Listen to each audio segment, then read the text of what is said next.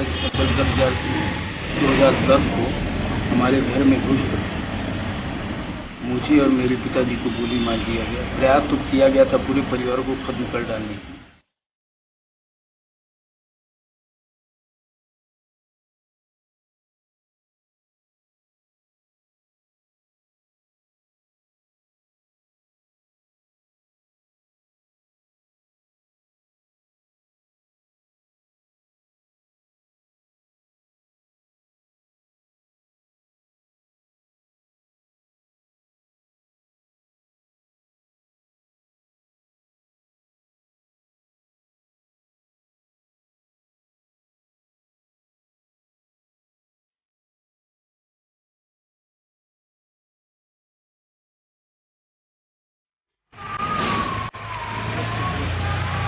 कहाँ पे?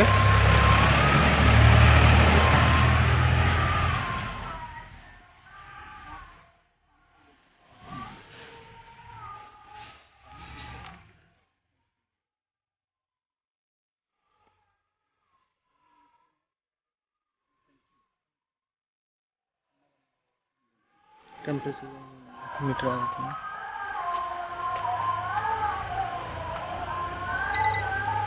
ठीक।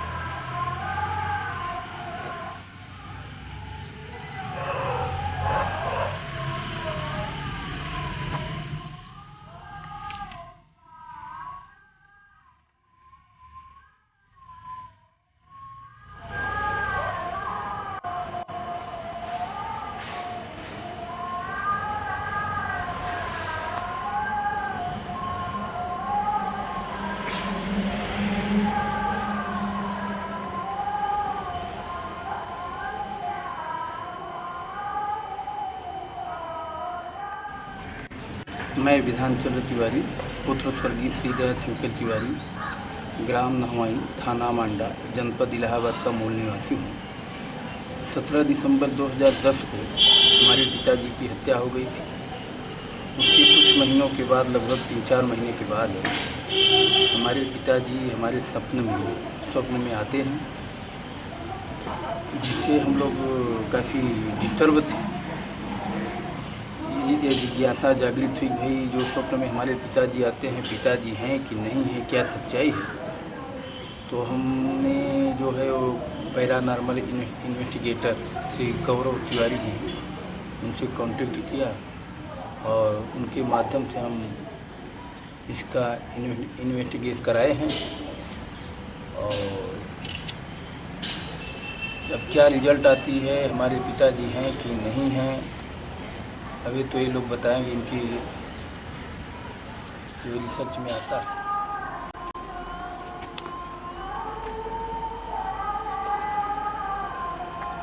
यहाँ का टेम्परेचर देखें एक मिनट। क्या नहीं? मेरे पास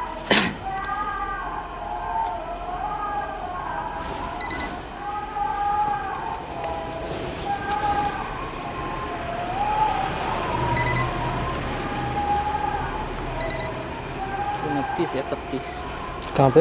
यहाँ पे 31, वहाँ 29। यहाँ पे जहाँ ब्लिंक कर रहा था।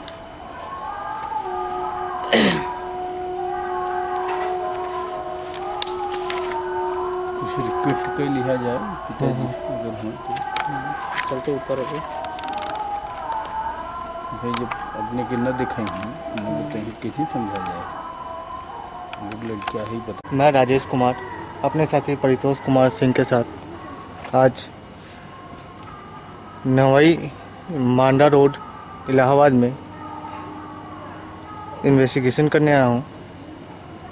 समय 12:45 हो रहे हैं और हम इनके घर पे इन्वेस्टिगेशन करने आए हैं। ये देखते हैं कि यहाँ पे कोई आत्मा है कि नहीं।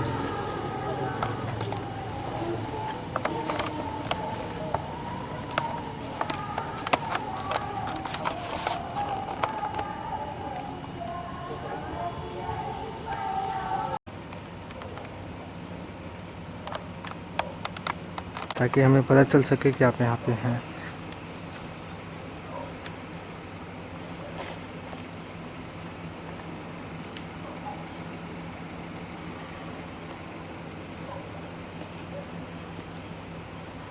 अगर आप यहाँ पे हैं तो कृपया करके कैमरे के सामने आएँ।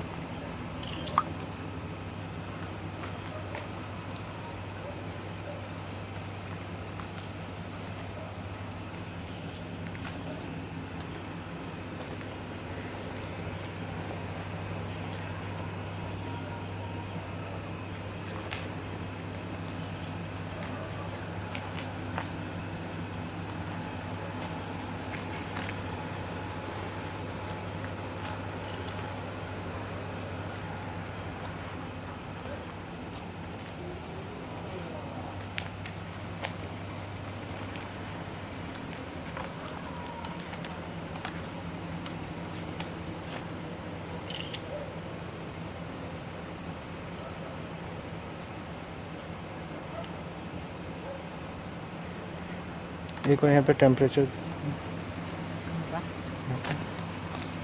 32।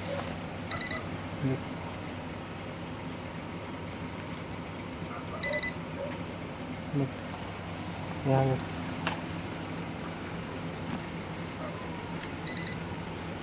31।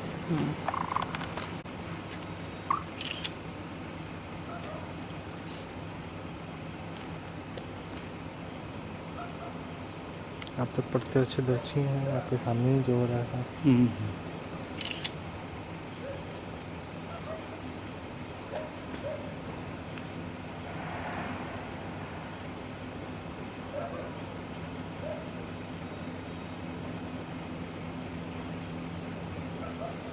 ये जो अंधेरे में भी ले लेता है फोटो, देख ना अंधेरा है, ये पिलर सामने है आपका।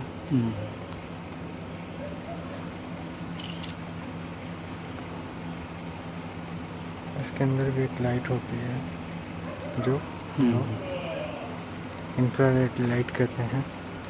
अगर ऐसी कुछ चीज़ हुई तो सामने इसमें रिकॉर्ड हो जाएंगी, और जब तक इसको हम बड़े स्क्रीन पे नहीं देखेंगे, कंप्यूटर में लगा के एनालाइज सॉफ्टवेयर से नहीं देखेंगे, जब तक पता नहीं चलेगा।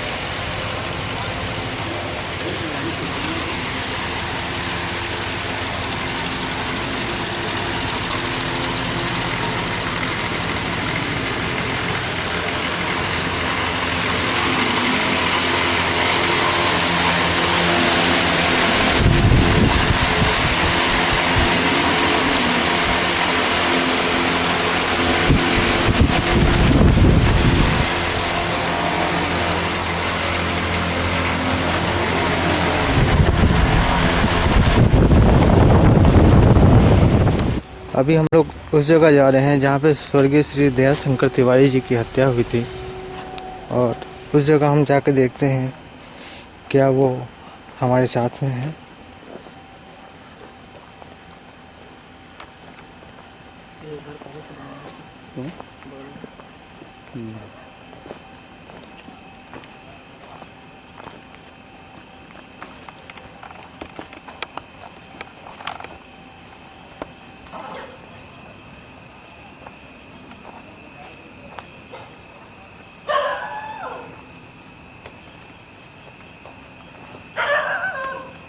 यही जगह थी, यही वो जगह है जहाँ पे श्री दयाल शंकर तिवारी जी की हत्या हुई थी, जिन्हें गोली मार दी गई थी, और उनके पुत्र विधान चंद्र तिवारी जी को भी गोली लगी थी, जो उस समय घायल हो गए थे। क्या आप हमारे साथ हैं तिवारी जी?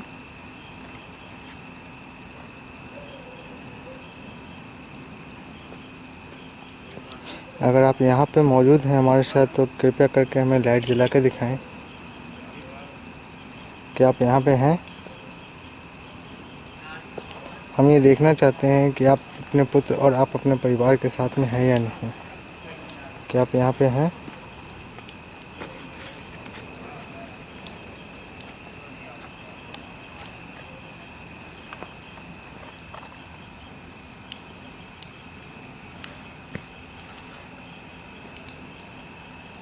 अगर है तो 2 लाइट कम से कम या 3 लाइट जला के दिखाएं आप हमें कि आप यहाँ पे मौजूद हैं।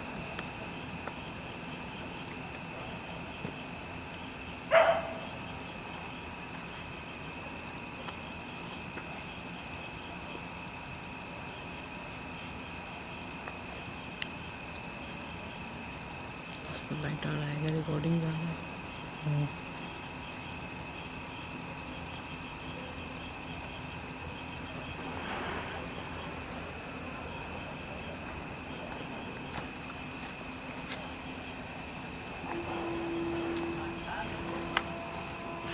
थोड़ा सा टॉर्च दिखाइएगा।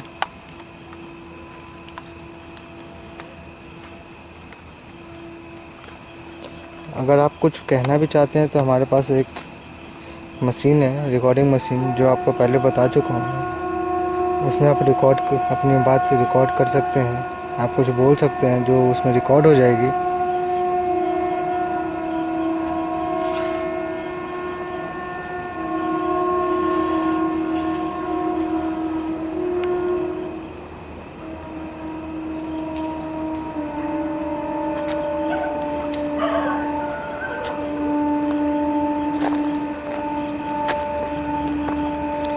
जहाँ तक मैंने आपको बताया कि हम आपका कोई नुकसान नहीं पहुँचाना चाहते हैं, सिर्फ आपसे बात करने आए हैं। आपके पुत्र तक आपकी बात पहुँचाने के लिए हम जरिया बन गया है कि आप यहाँ पे हैं। अगर हैं तो 2 या 3 लाइट जला के दिखाएं हमें, आप यहाँ मौजूद हैं।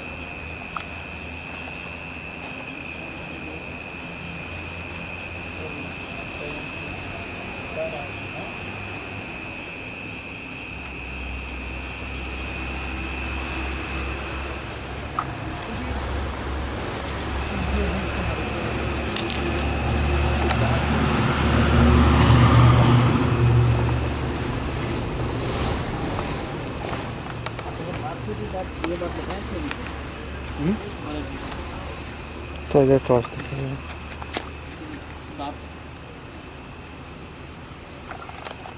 हाँ, राजेश जी से भी बताया था।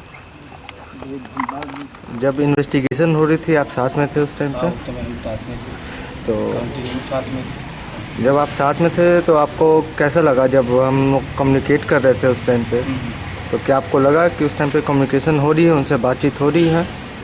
हाँ, जो फंक्शन बताया गया हमको कि ऐसा होने पर ऐसा फंक्शन मोटिवेट होता है, ऐसा एक्शन होती है हमारी यंत्रों की, उस प्रकार के मोशन हो रहे थे यंत्रों में। जो लाइट जलना, जैसा कि पूछा जाता था कि यदि आप हैं इसमें तो 1 लाइट 2 लाइट जला के दिखाएं, तो उस प्रकार से यंत्र जो है लाइट जलती थी। तो लाइट जलती थी तो इससे महसूस होता है भाई अगर ऐसा है, अगर वो लाइट जला रहे हैं तो हैं। और आपके पिताजी की हत्या कैसे हुई थी? गोली मार के हत्या हुई थी 17 दिसंबर 2010 को। 2010 में जो ग्राम प्रधानी का चुनाव हुआ उसमें हम तो थी 2010 में जो ग्राम प्रधानी का चुनाव हुआ था उसमें हम भी ग्राम प्रधानी के लिए चुनाव लड़े थे और 2-3 लोग और लड़े थे और पूर्व जो भूतपूर्व प्रधान थे, वो कंटिन्यू जो प्रधान चले आ रहे थे, निर्विरोध चले आ रहे थे, वे भी चुनाव लड़े थे और हम लोगों को धमकी दे रहे थे कि भाई हमारे खिलाफ इस समय खड़े हो, चुनाव बाद देख लेंगे, चुनाव बाद देख लेंगे। चुनाव में वो अपने बाहुबल से बूथ कैप्चरिंग करके चुनाव जीत गए। जिसको जो इच्छा हुई उस आधार पर जीते। हमको 150 वोट डाल के मार के डाल दिए और जो और खड़े थे उनको वोट दे दिए। वो अपने थे, कोई वोटर हम लोगों को वोट नहीं दिया, न किसी का वोट पड़ा। जो भी गए उनका छीन करके उन्होंने वोट डाला। उसके बाद उनकी फिर वो हम लोगों को मारना धमकाना शुरू किए। जो और 2 लोग खड़े हुए थे उनको भी मारे पीटे। वो लोग भी न्याय के लिए इधर उधर दौड़े, लेकिन कहीं सुनवाई नहीं हुआ उनका। फिर 11 दिसंबर के आसपास, 11 दिसंबर 2010 के आसपास मुझे और मेरे परिवार को उन लोगों ने धमकी दिया कि गाँव छोड़कर चले जाओ, नहीं तो पूरे परिवार को जान से मार दूँगा। मैं और मेरा भाई हम लोग गए थाने पर। उस समय एसओ थे दीपचंद सोनी। हम लोगों ने लिखित रूप से उनकी मदद मांगी, कंप्लेन करके सर मदद कीजिए, नहीं तो कोई भी अप्रिय घटना ये लोग घट सकती है हमारे साथ, ये लोग कुछ भी कर सकते हैं हमारे साथ। तो उन्होंने कहा ठीक है हम देखते हैं, आप लोग घबराइए मत।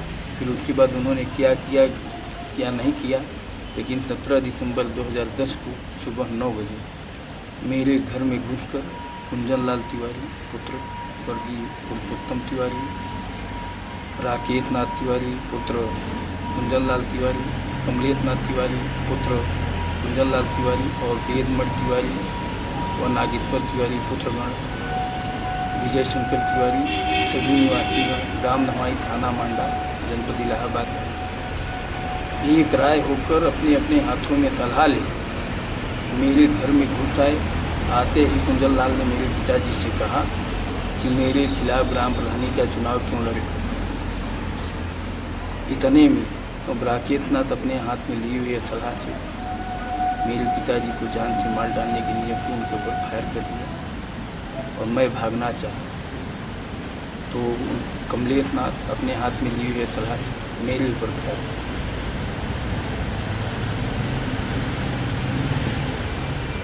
इस प्रकार से राकेश की गोली मेरे पिताजी को लगी और कमलेश की गोली मुझे लगी। मेरे गिरने पर कुंजन लाल तिवारी अपने पैर के बूट से मेरे चेहरे, उनका कोशिश था कि हम इसको कुचल के मार डालें। इस उद्देश्य से हमारे ऊपर आक्रमण किया, लेकिन हमारे भाई विनय कुमार ब्याह जी तिवारी शोर मचाना शुरू कर दिए। तो कुंजन और नागेश्वर तिवारी अपने हाथ में लिए चला मेरे पिताजी के ऊपर फायर, वो मेरे दोनों भाइयों के ऊपर जान से मार डालने के लिए फायर किया, लेकिन ये लोग बच गए, छिप के इधर उधर भाग कर। उसके बाद और जो घटनाएं हुई, हम लोग अस्पताल गए, वहाँ पर हमारे पिताजी की मृत्यु हो गई, हम लोग बचे। मेरा इलाज चला, मैं बचा। उसके बाद FIR वगैरह तमाम तरह की सब जो औपचारिकताएँ होती हम लोगों ने किया।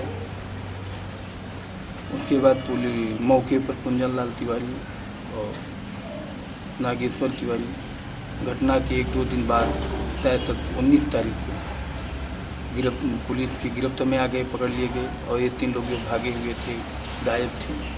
पुलिस इनको खोज रही थी पकड़ने के लिए, गिरफ्तार करने के लिए। इनके खिलाफ 82 जो कुर्की होता है या कुर्की का वारंट होता है, कुर्की आप जहाँ कहीं हो हाजिर हो जाए, नहीं तो आपके घर की कुर्की हो जाएगी। इन लोगों के घर नोटिस चप्पा कर दिया गया था। और इसके अलावा और कोई घटना होती है आपके घर में या आपके परिवार में और कोई घटना, जैसे कि आपके पिताजी की आत्मा को जैसे लगे कि आपके पिताजी हैं, आप महसूस कर रहे हैं? हाँ, हम जब सोते हैं तो लगभग 12:24 पर एक बार हम सोए हुए थे छत पर, तो हमको अचानक महसूस हुआ कि हमारी आत्मा बोली या हम जो स्वप्न मान लीजिए या जो भी मान लीजिए, हमको यह लगा कि हमारे पिताजी आ गए। तो हम लोग अपने पिताजी को बाबा कहकर संबोधित करते थे। तो उस समय हमने कहा कि बाबा आ गए नींद में। तो उसके बाद हम उठने का प्रयास किए, तो हमें ऐसा महसूस हुआ कि हमारी शरीर और आत्मा अलग है। हमारे हाथ पैर काम नहीं कर रहे थे उस समय। उसके बाद हमारे सिरहाने, हमारे पिताजी, हम देख रहे हैं तब कि हमारे पिताजी हमारे सिरहाने आए हैं, हमको अपना हाथ दिए हैं। तो हमने उनके हाथ की कलाई को ऐसे पकड़ा है और पकड़ के अपने चेहरे पर भाव उठता बस कि पिताजी ये क्या हो गया, ऐसे करके अपने चेहरे पर ले गए। वे अपने बाएं हाथ से हमारे गर्दन को सहलाने लगे इस प्रकार से। तो उसके बाद हम कुछ क्षण के बाद हमको महसूस हुआ कि हमारे शरीर जो है काम करने लगे हैं और हम झटका में उठे हैं। और हमारी पत्नी कुछ दूर पर लेटी हुई थी, सोई हुई थी। हमने उनको पुकारा, उनका नाम मंजू है, मंजू मंजू करके तो उठी, बोली क्या है। हम कहा भाई टाइम देखो क्या बज रहा है। तो उन्होंने मोबाइल में टाइम देखी तो 12:24 हो रहे थे। हमने उनसे बताया कि हमारे पिताजी बाबा हमारे आए थे, ऐसा ऐसा हरकत हमारे साथ हुई। उसके बाद हम लोग सारी रात सो नहीं पाए। फिर जब भी हम छत पर सोते थे तो ऐसे ही घटना होती थी हमारे साथ। हमारे पिताजी आते थे, हमको ऐसा महसूस होता था। और जैसा कि आपने बताया कि आपको स्वप्न में भी आपको दिखते हैं कि लाश आती हुई नज़र आती है आपके? नहीं, स्वप्न में तो नहीं आती। जैसे मैं अक्सर भाई पूजा पाठ तो भी करते हैं अपने अपने श्रद्धा भाव के साथ। तो जैसे कोई अप्रिय घटना घटित होती है या होनी होती है, मान लीजिए होनी होती है, तो हम जब आँख मूंदते हैं तो कोई दाएं या बाएं से हमको लाश दिखाई पड़ती है। और हम कोशिश करते हैं कि किसकी लाश है, देखने की कोशिश करें, पहचानने की कोशिश करें, लेकिन पहचान में नहीं आता। लेकिन 2-4 दिन के बाद ऐसा होता है कि फला व्यक्ति की हमारे प्रिय कोई हमारे जो प्रिय है परिवार में, समाज में, उनकी मृत्यु हो गई। घटना घटित होने के पहले भी, लगभग 2-4 दिन पहले भी हमने पूजा करके उठे हैं और ईश्वर की जो हमारे ध्येय हैं उनके ध्यान में हमने आँख मूंद के प्रार्थना करना प्रारंभ किया। तो हमको वो दिखाई पड़ा कि कोई जैकेट वैकेट पहने, जैकेट टाइप का, और धोती कुर्ता पहने, जो किसी नदी के किनारे मुर्दा लाश पड़ी हुई है। तो हमको कुछ आभास हुआ कि हो सकता है कि उस समय हमको ये महसूस हुआ कि हमारे पिताजी के साथ कोई अनहोनी घटना हो जाए। मन में ऐसी भाव उठे हमारे। तो हमने बल्कि कहना चाहा अपने पिताजी से कि वे चले जाएं वहाँ महाकालेश्वर दर्शन कराएं, लेकिन हम कह नहीं पाए कि मानेंगे नहीं, सब बात को कोई विश्वास नहीं करता। तो हमने कहा नहीं। लेकिन 2-3 दिन बाद ही घटनाएँ घटित हो गई। हमारे पिताजी की गोली मारकर हत्या कर दी गई। हमें भी जान से मारने का प्रयास किया गया था, जिसमें हम बच गए। ऐसी घटनाएं होती हैं। और ऐसी भी घटनाएं होती हैं कि जैसे किसी का मृत्यु होनी हो, तो अगर हमारे सामने से गुजर रहा हो तो अचानक एक भाव आ जाता है कि इसको तो मर जाना चाहिए, या इनकी मृत्यु होने वाली है। और 2-4 दिन 5 दिन के बाद ये सुनने में आता है कि फल उस व्यक्ति की मृत्यु हो गई। ऐसे आभास होते हैं हमारे।